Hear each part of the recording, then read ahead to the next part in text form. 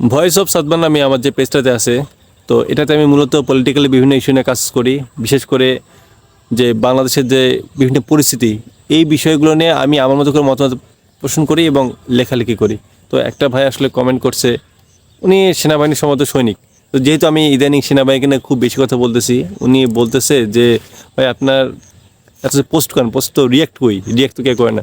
দেখুন, আমি কিন্তু অনেক আগে থেকে কিন্তু আমার এই পেজটাতে নিয়ে কাজ করছি। আমার কিন্তু ফলোয়ার্সও বেশি নেই, আমার ভিউজও বেশি নেই। কেউ যে আমাকে মানে এগুলো নেই, আমার নেই, তাই বলে আমি কাজ করে থেমে দিছি? আমি কাজ করতেছি। আমি তো ভাই ভিউর জন্য কাজ করি না, আমি তো মানুষকে লোক দেখার জন্য কোনো কিছু করি না। আমার কাজটা কি? আমার কাজটা তো সত্যতার প্রকাশ করা। আপনি একটা জিনিস বলতে পারবেন যে আমি কোনো কথায় মিথ্যা বলছি, আপনি প্রমাণ করে দেখাতে পারবেন?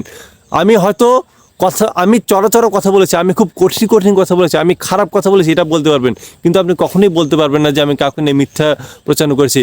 আমার দেশকে রক্ষায়, আমার দেশের সার্বভৌমত্ব রক্ষা, আমার দেশের জনগণ নিরাপত্তার জন্য আমার যা যা করার দরকার আমি করব।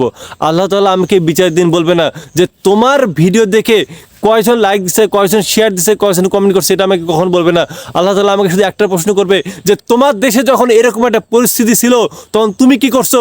তখন তুমি হাত গুটিয়ে বসেছিলা, নাকি তুমি ওই হাত দিয়ে লিখছো, নাকি ওই মুখটা দিয়ে তুমি কথা বলছো, নাকি বলনি? আমাকে জবাব দিয়ে করবে। আমি অন্তত এটাই বলতে পারবো যে আল্লাহ, আমি আমার সাধ্যমতো চেষ্টা করছি, কিন্তু জনগণ যদি না দেখে এটা তো আমার কোনো কিছু নাই। অন্তত আমি এটা বলতে পারবো। কিন্তু যারা এসব অপরাধ হওয়ার পরেও যারা চুপচাপ থাকে, যারা এত কিছু অপরাধ হওয়ার পরেও নিজের মুখটাকে বন্ধ করে, কি জবাব দেবেন? জবাব দিতে হবে এই জনগণের কাছে। যদি নাও দেন, উপরওয়ালার কাছে জবাব দিয়ে কিন্তু করতে হবে। আমি সেই উপরওয়ালার ভয়ে, আমি সেই উপরওয়ালার জন্যই আমি এই কাজগুলো করি। আমার যদি সারা জীবনে যদি আমার ফলোয়ার্স যদি একটাও না পারে, আমার যদি ভিউজ একটাও যদি হয়, তবে আমি 7 মাস থেকে আমি আপনাকে গ্যারান্টি দিচ্ছি, আমি প্রতিনিয়ত অন্যায় বিরুদ্ধে কথা বলে যাব। আমি প্রতিনিয়ত সত্যের জন্য সর্বশেষ হলেও নিজের শেষ রক্তবিন্দু দিয়ে আমি যাব। তবে আপনাকে আমি একটা ইনশিওর করি, আমি কখনো কোনো দলের দালালি করি না। আপনি বলতে পারবেন যে আমি কোনো দলের দালালি করছি? আমি প্রত্যেকটা দলের বিরুদ্ধে কথা বলছি। যে দলটা ভালো কাজ করছে আমি তার পক্ষেও বলছি। এমনকি ইউনূস সরকারের বিরুদ্ধে আমি কথা বলছি, হাসিনা স্যার যে যাই আপনি বিএনপি জামাত যে দলের কথা বলেন, আমি সব দলের পক্ষে বিরুদ্ধে সব কিছু বলছি। যার যেটা ভালো, যখন যেটা বলার দরকার আমি বলছি। আমি চেষ্টা করে যাচ্ছি। জনগণ যদি না শুনে আমার করার কিছু নেই। আরে এই জনগণকে আপনি কী বোঝাবেন? এই জনগণকে আপনি কী শেখাবেন বলেন?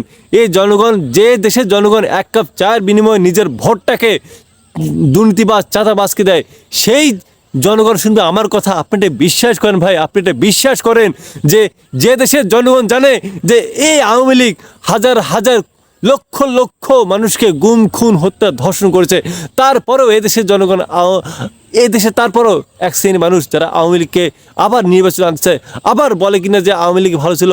আপনি সেই মানুষকে বলতে চান, বা সেই মানুষ আমার কথা শুনবে, আপনি এটা বলতে পারেন ভাই? আপনি এটা বিশ্বাস করেন? আমি এটা ভাই বিশ্বাস করি না।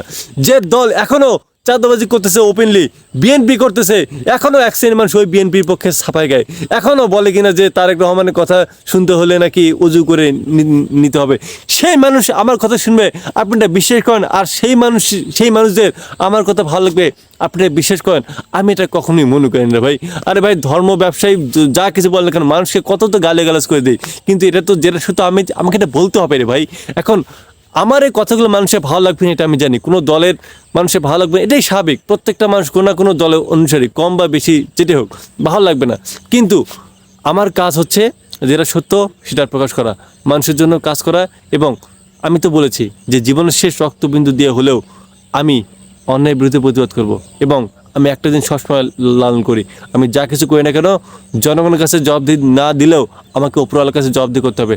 রোজা রেখে বলতেছি, ইনশাআল্লাহ আল্লাহ তাআলা যেন আমাকে বেঈমানের কাতারে যেন না ফেলায়, আল্লাহ তাআলা যেন আমাকে প্রয়োজনে শহীদের মর্যাদা, আল্লাহ তাআলা যেন আমাকে যেন এই বাংলাদেশের স্বাধীনতা দেখার সুবর্ণ সুযোগ দেয়। হি আল্লাহ, তুমি আমাদের দেশকে ফ্যাসিবাদী হাতে রক্ষা করো। হি আল্লাহ, তুমি আমাদের এই দেশটাকে সুন্দর সুরভিত করে দেয়, এবং এই দেশে মুসলমানরা যেন শান্তিতে ইসলাম ধর্ম পালন করতে পারে সেই ব্যবস্থা তুমি দান করো আল্লাহ। কোনো ফেসিবাদ না হয় আল্লাহ। ইনশাআল্লাহ আমরা এই দেশটাকে দেওয়ার জন্য, আমরা এই দেশের জন্য কাজ করার জন্য প্রস্তুত।